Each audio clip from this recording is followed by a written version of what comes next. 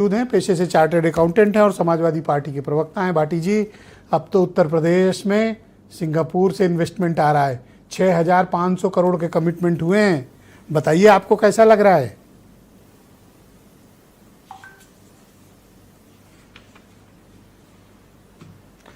नमस्कार ब्रजेश जी और आपके सभी श्रोताओं को मेरा नमस्कार। देखिए, बजट अगर आप पिछला बजट देखें अभी 2025-26-27 का जो दिया गया है, मेरी आवाज़ साफ आ रही है आपको ब्रजेश? परफेक्ट आ रही है। थोड़ा सा डिस्टर्बेंस है जी। हाँ, मैं ये बोल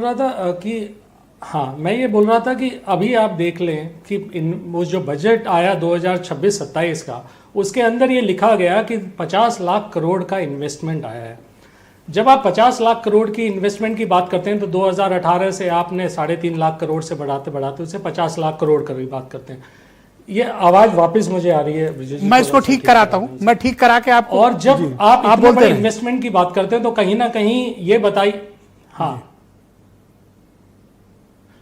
तो मैं ये कह रहा था कि अगर इतना बड़ा इन्वेस्टमेंट आता है तो वो आपको कहीं ना कहीं जीडीपी ग्रोथ में, बजट के ग्रोथ में नजर आना चाहिए।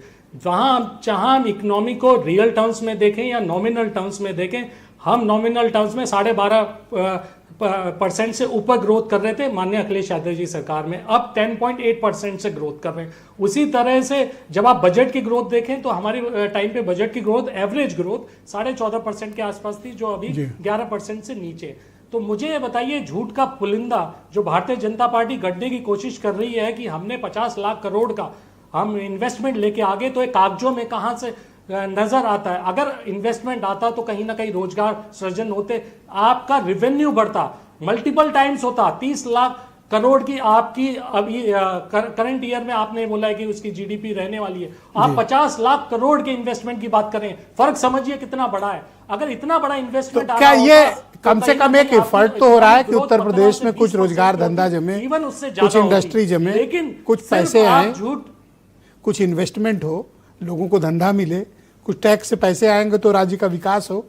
ये तो पहल अच्छी है। मैं आपको एक उदाहरण बताता हूं जिसके मैं आपको एक उदाहरण के तौर पे बताता हूं। एक आईएएस अफसर सीईओ इसी नोएडा के गौतम बुद्ध नगर की अथॉरिटी के साथ में गए हुए हैं।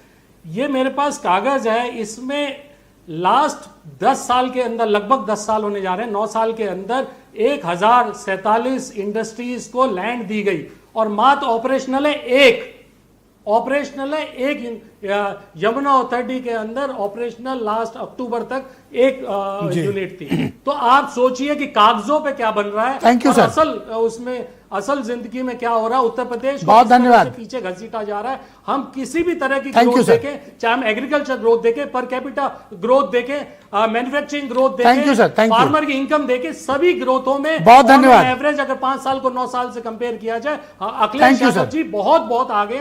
और ये सिर्फ झूठ, बहुत शुक्रिया सर, और धन्यवाद सर। सरकार चलाना चाहते हैं और उसी का पुलिंदा। एक एग्जांपल और, थैंक यू सर, अगली बार रख लीजिएगा सर। बहुत शुक्रिया आपका, ये बता दें। धन्यवाद सर, धन्यवाद। नेक्स्ट राउंड में मैं आपको समय दूंगा, उस पर रख लीजिए। बता दें अगर नेक्स्ट राउंड में सर, नेक्स्ट राउंड फिर मिलेगा सर। हमारे भी गिन लेंगे, बीएसपी अरे गिन लेंगे। थैंक यू सर, और सिर्फ झूठ। थैंक यू सर, बहुत शुक्रिया।